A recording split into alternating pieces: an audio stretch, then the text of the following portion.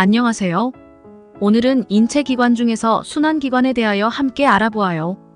우리 몸의 중앙에 위치한 심장은 온몸으로 혈액을 내보내는 중요한 역할을 합니다. 심장이 강하게 수축하면서 머리부터 발끝까지 혈액을 내보내면서 온몸에 필요한 물질을 운반하는데, 이 역할은 우리 몸의 순환계가 담당합니다. 순환계는 심장, 혈관, 혈액으로 이루어져 있는데, 이번 시간에는 혈관의 종류, 혈액의 성분, 그리고 심장의 구조와 혈액순환 경로에 대해서 알아보겠습니다.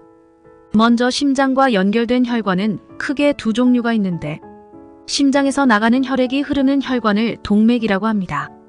동맥은 심장에서 나오는 혈액이 흐르는 혈관인데, 심장이 한번 수축할 때 그 혈액이 온몸으로 뻗어나가야 하기 때문에 그 힘이 굉장히 큽니다. 그래서 심장에 연결된 혈관이 튼튼하지 않으면 끊어질 수도 있습니다. 그래서 동맥은 혈관벽이 매우 두껍고 탄력성이 강한 특징이 있어서 심장이 수축하면서 혈액을 짜낼 때, 특히 심장에서 심실이라는 부분이 혈액을 짜내는데 그때 높은 압력을 견딜 수 있습니다. 심장에서 혈액이 나가서 온몸을 돌고 다시 심장으로 돌아오는데, 심장으로 들어오는 혈액이 흐르는 혈관을 정맥이라고 합니다. 정맥은 심장으로 들어가는 혈액이 흐르는데, 동맥을 타고 힘차게 뻗어나간 혈액이 온몸을 돌고 나면 속도가 매우 느려지는데, 그래서 정맥은 혈관벽도 얇고 탄력성도 약합니다. 그리고 혈액이 너무 느리게 흐르다 보니까 간혹 혈액이 거꾸로 흐르게 되는 위험성이 있어서 혈관 중간중간에 판막이라고 하는 문이 존재합니다. 이렇게 혈액이 정상적으로 흐를 때는 판막이 열려 있고, 혈액이 거꾸로 흐르려고 하면 판막이 닫히면서 혈액의 역류를 방지합니다. 마지막으로 동맥과 정맥이 연결되는 부분을 모세혈관이라고 하는데, 모세혈관은 온몸에 그물처럼 퍼진 가느다란 혈관으로 동맥과 정맥에 비해서 혈관벽이 매우 얇아서 혈관 안에 있는 영양소나 산소 같은 물질을 혈관 밖에 있는 세포한테 전달해주는 물질 교환이 일어납니다.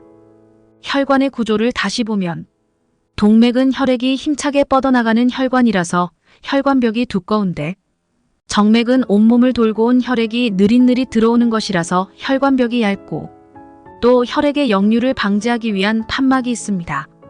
동맥과 정맥을 연결하는 모세혈관은 매우 얇고 그물처럼 퍼져 있는 혈관이고, 이렇게 온몸의 세포에 둘러싸여서 영양소나 산소 같은 물질을 서로 교환하는 일을 합니다. 우리가 흔히 피를 뽑을 때는 정맥에서 피를 뽑는데요.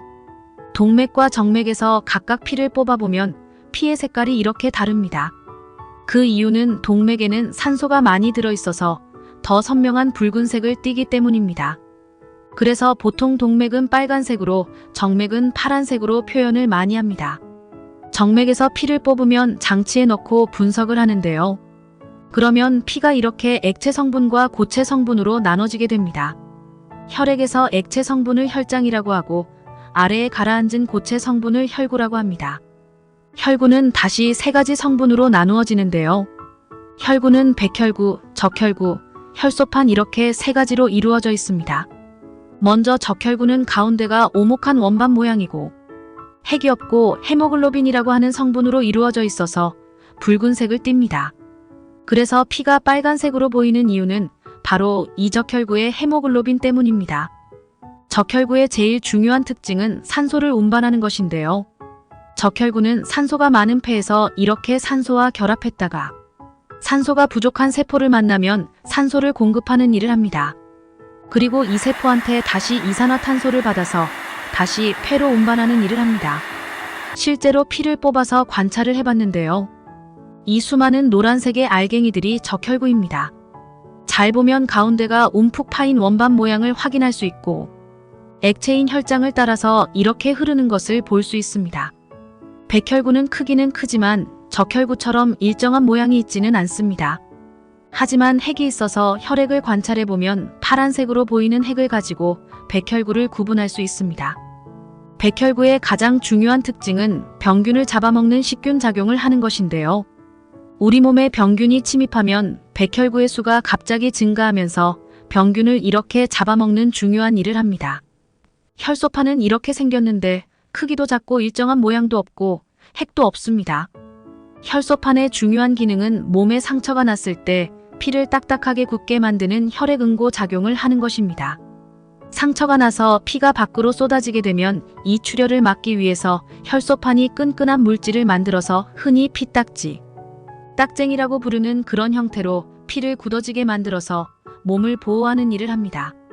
마지막으로 혈장은 액체이기 때문에 대부분 물로 이루어져 있고 영양소, 이산화탄소, 노폐물 등이 혈장을 타고 몸의 곳곳으로 운반됩니다. 이제 본격적으로 심장의 구조와 혈액순환 경로를 살펴볼 차례인데 심장은 이렇게 4개의 방으로 나누어져 있습니다. 그리고 방과 방 사이에는 판막이라고 하는 이런 문이 있어서 혈액이 한쪽 방향으로만 흐를 수 있도록 만드는데 이 판막은 심장에 총 4개가 있습니다. 심장의 4개의 방과 각각의 방에 연결된 혈관을 이렇게 간단한 그림으로 표현할 수 있습니다.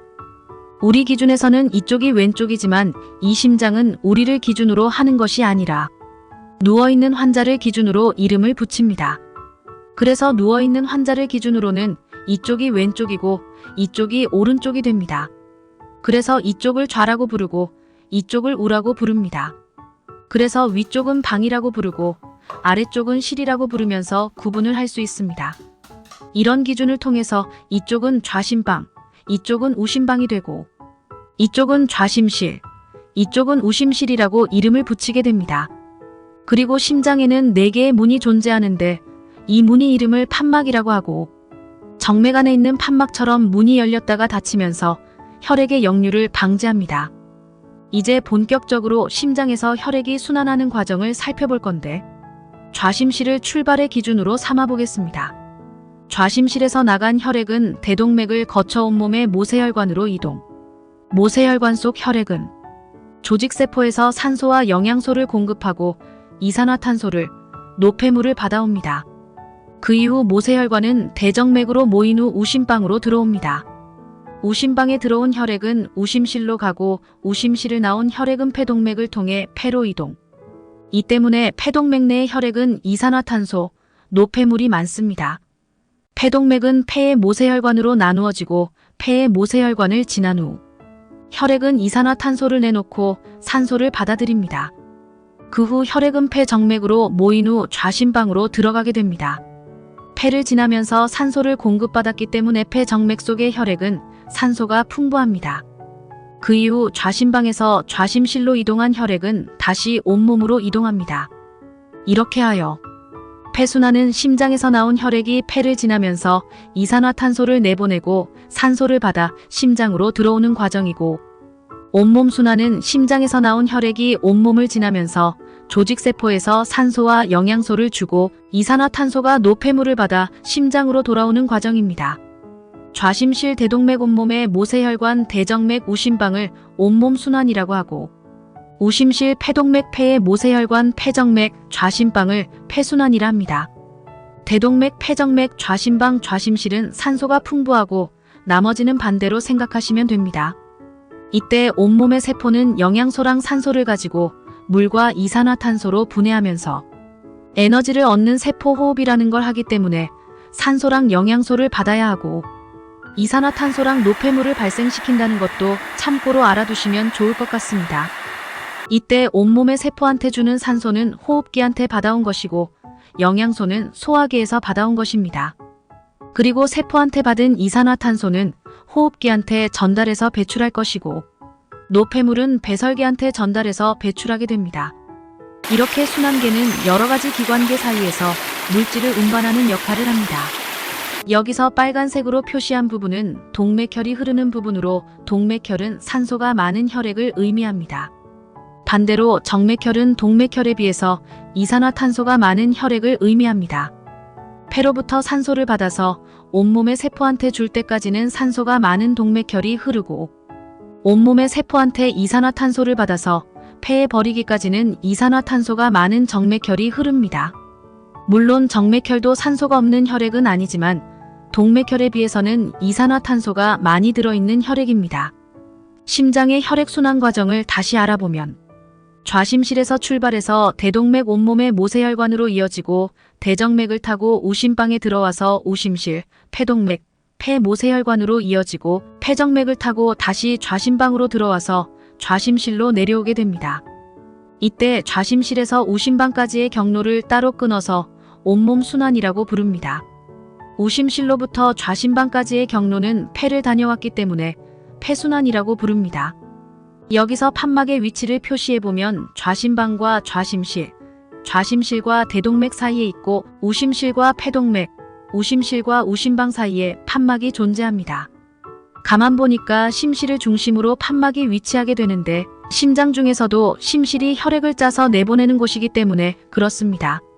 심방과 심실의 차이를 보면 이 중심선을 기준으로 심방은 혈액이 들어오는 곳이고 심실은 혈액이 나가는 곳입니다.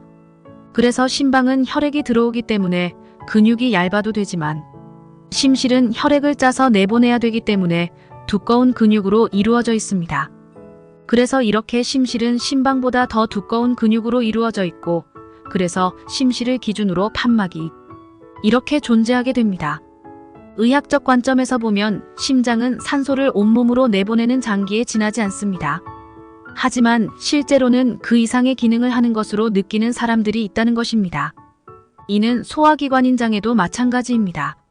장은 음식물을 소화, 흡수, 배설하고 질병을 예방하는 면역체계의 중추 역할을 하는 등 다양한 기능을 수행하면서 마음, 감정과도 깊은 관계를 맺고 있습니다. 생각하는 행위와 느끼는 행위는 서로 다르며 그 중에서 느끼는 행위는 장이 맡고 있다는 것입니다. 여러분 인생의 궁극적인 목표는 뭘까요? 사람마다 조금씩 다르긴 하겠지만 건강하고 행복하게 사는 게 대부분의 바람이겠죠. 우리는 지금까지 질병의 원인이 우리의 유전자나 음식에서 찾으려고 했는데 이제는 질병 치료의 해답이 미생물에 있다는 것을 알게 되었습니다. 실제 모든 질병의 90% 이상은 미생물과 관련이 있다는 것이 밝혀졌습니다.